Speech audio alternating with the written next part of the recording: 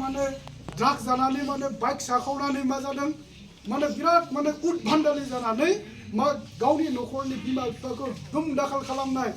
न'खरनिफ्राय खारनो माबानाय माने ड्राग्सनि जि मोनसे नाख्रेबनायजों माने बेबायदि मोनसे थासारिया जोंनि गेजेराव जाबाय थादों मानो जादों बियानो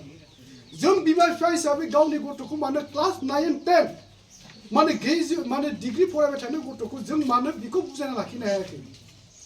जों मानो हायाखै गावनि गथ'खौ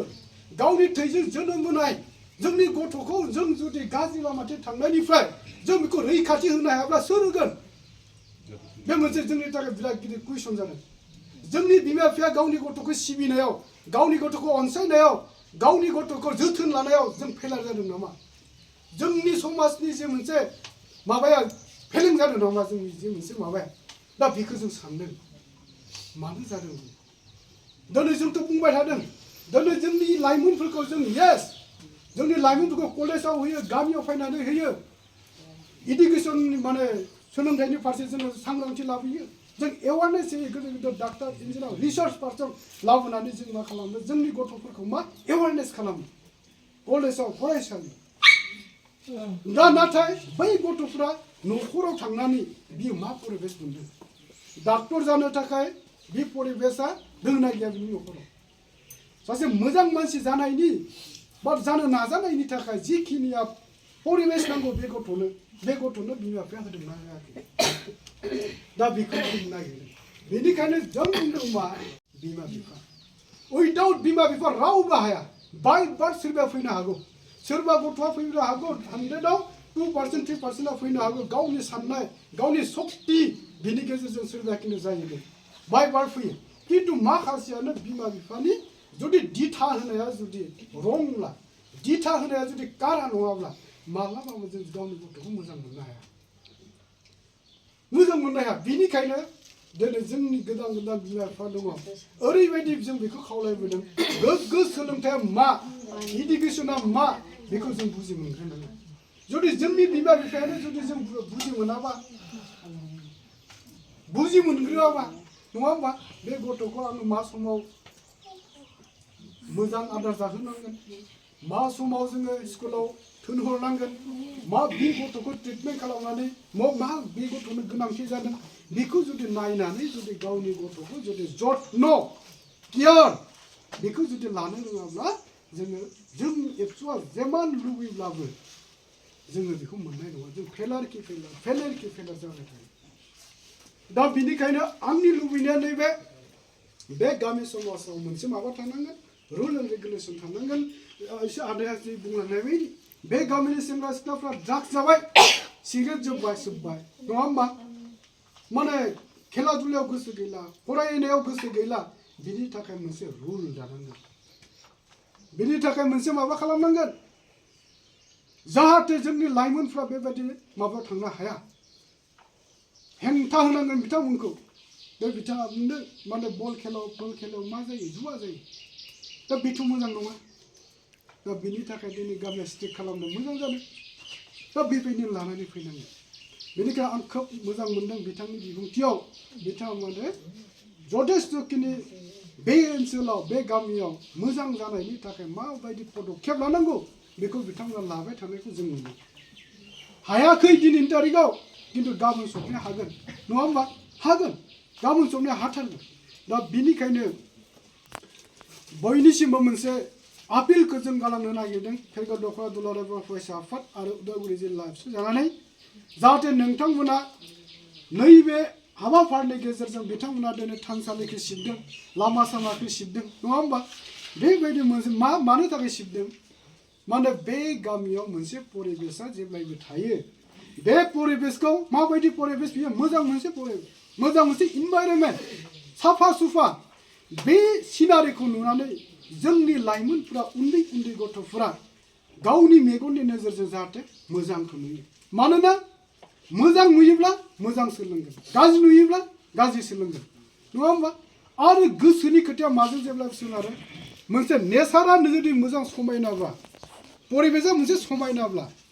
जोंनि गथ'फ्रा बिनिफ्राय माबा मोनसे मोजांखौ सोलोंखागोनखा दा बेखौनो जों लुबैदों ओमफ्राय बे थानसालिखौ जों मानो सिबदों थानसालिया मोनसे गियाननि बाख्रि जाय गथ'नियाव जाय मानसिनियाव धोरोमनि फारसे गियान गैया बे मानसिया आरो मालाबा मोजां मानसि जानो हाया धोरोमनि फारसे जुदि जोंनि गथ'फोरनियाव लाइमोनफोरनियाव जों जुदि धोरोमनि फारसे गियानखौ जों जुदि सोना होनो हायाब्ला बे गथ'आ गावनि बिमाखौबो मानिनो तान मोनगोन गावनि बिफाखौबो मानिनो तान मोनगोन गिदिर गोलावनि माबा खोथाखौबो मा लानो थाखाय माने हजम खालामनो हाया बेबायदि मोनसे जायो बेनिखायनो जोंनि लुबैनाया नैबे जों मानो गिर्जायाव थांदों जों मानो थानसालियाव थांदों जि सिबिया मानो बे धोरोमा बेनि थाखाय मोनसे गियाननि बाख्रि आरो बेनिफ्रायनो जों आखल आखुखौ सोलोंनांगोन बेनिफ्रायनो जोङो मा गावनि थांना थानायनि जे मोनसे लामा बेखौ जोङो माबा खालामनानै लानो हानांगोन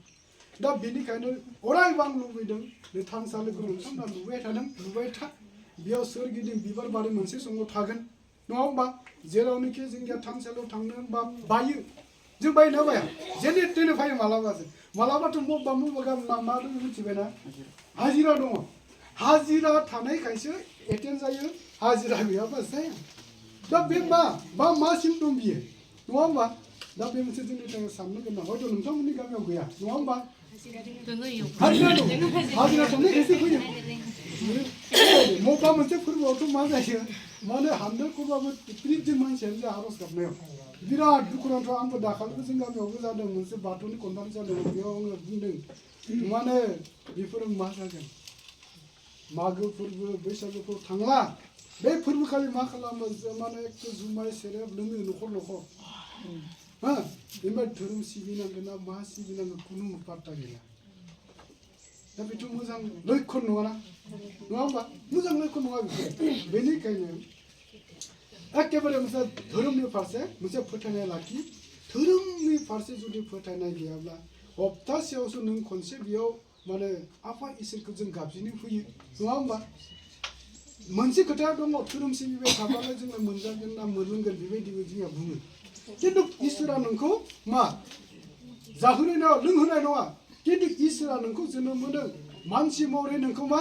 जोनोम होदों बिथाङा जोंनो आखाइ आथिं मेगन सोरजिनानै होदों बेखौनो मोजाङै लाखिनो थाखाय इसोरा जोंखौ बोर हरबाय थाथों बिसोर मोनसे जोंनि थांखि नङा होमबा जोंनि ख्रिस्ट' सिबियारिफोराबो बिथांमोनाबो ख्रिस्ट'खौ बिराद मोजां सिबियो मानो थाखाय ख्रिस्ट'आथ' जाहोफैयाना बेखौ मानो सिबियो जोंना नै बिथांमोना ख्रिस्ट' सिबियारि बिराद मोजां सिबियो बिदिसो जानांगोन नङा होमबा मोजां सिबियो जोंथ' ख्रिस्ट' धोरोमखौ जों बिराद बाख्नायो बिथांमोननि जि मोनसे धोरोमनि सिबिनायनि मोनसे माबाया बिराद मोजां दा जोंनियाबो बाथौ धोरोमाबो बेबायदि मोनसे स्टेन्डार्ड लेभेलाव जों फालिनांगोन जों बायद'थायावथ' फैनाय जानाङा बायद'थायावसो फैनायबा जोङो हानाय नङा आरो बिनिफ्राय जिखिनिखौ जों गियान मोननो गोनां जोङो मोननाय नङा इसोरखौ गैया होनना दा सान जिखौ फोथायो बेनो इसोर जिखौ फोथायो बेनो मा बेनो नोंनि राहानिगिरि दा बेबायदि खोथा ओंखायनो दिनै नोंथांमोनाबो गोबां खामानि दामानि गोलाव बाथ्रा बुंनो सानाखै जायखिजाया दिनै एसे बाथ्रा बुंदों जों बेयाव मोनसे लाखिदों रांखान्थिनि बाथ्राबो लाखिदों सावस्रियारि बिथिंखौ जों लाखिदों दा सावस्रियारि बिथिङाव बेबो गोलैयो जों साफा सुफाया मानो खालामदों जोंनो मा जोङो दिनैनि थाखाय मा खालामो दिनैसिमबो जोङो साफा सुफा थानो रोङाखै जायनि थाखाय जोंनाव बेमार आजारा जाबाय थायो नङाना बेमार आजारा जोंनाव जाबाय थायो मानो जायो जों जुदि सांग्रांबा जों जुदि अरायबो साखोन सिखोन जानाय लोंनाय थानाया जुदि गाननाय जोमनाया जुदि अरायबो साखोन सिखोनब्ला जोंनियाव बेमार होननानै जोंनियाव जानाय नङा आरो जों ओरैबायदि इनसिनसियार मालाबा गावनि देहाखौ जोङो मा जत्न लानायनिफ्राय मालाबा गोजानाव थाफ्लाङो मालाबा खर' सायो माबा मोनसे डिफेक्टनि थाखाय खिन्थु थोंजोङै जोङो मा फार्मासियाव थाङो आंनिया खर' सादों मुलि हर डाइरेक्ट कुनु ट्रिटमेन्ट गैया मा गैया डाइरेक्ट मा मुलि हरदों फार्मासिया जाबाय दसे कन्ट्रल जाबाय थिग जाबाय दे नङा होमबा खिन्थु नोंनि खर'आ मानो साबाय थादों हप्तासे जाबाय आंनि खर'आ हप्तासे जाबाय आंनि बि जाबाय थानाय आंनिया आथिङाव बि जानाय हप्तासे जाबाय गाथाराखै फार्मासियाव थांदों आरो मुलि जादों थांदों आरो मुलि जादों खिन्थु हामलाय गानलाय खिन्थु नोंनि देहायाव बै बुस्थुआ इफेक्ट खालामगासिनो नों प्रपार ट्रिटमेन्ट लायाखैना नङा होमबा खर' बेनिखायनो जों बुंदों मा जोङो फार्स्ट जुदि नोङो बेमार जादोंब्ला नोङो ट्रिटमेन्ट खालामग्रो जोङो एमडिफोरना डाक्टरफोरनि मिथिबायना नोङो फेरगाव खाथियावनो दङ ट्रिटमेन्ट खालामजा डाइरेक्ट फार्मासियाव थाङा बियो मोनसे नोङो नायजायोबाथाय नोङो मोनसे बिथांमोना नायगोन चेकआप खालामगोन प्रेसक्रिपसन मोनसे लिरना हरगोन बे प्रेसखौ लानासो फार्मासियाव थांनानै मुलिखौ बायनांगौ होमबासो बियो प्रपार नोंनि मा बेमारनि माबाखौ मोनजागोन नोङो दा बेबायदि नङालासिनो जोंनियाव अनेक बायदि खालामनानै गावनि देहाखौ नोरजिया खालामनानै लायो लासै लासै केन्सार जालांनाया मानो जायो दा बेफोरनो केन्सार जायो ब्रेन केन्सार जायो माइबा जायो उमुक जायो मानो जायो जोंनि इनसिनसियार गैयिनि थाखाय जोङो डाक्टरजों नायजाया जोङो फार्मासियावसो थाङो मुलि लानानै जाफायो बेफोरो जोंनि थाखाय देहानि थाखाय खुथि खालामो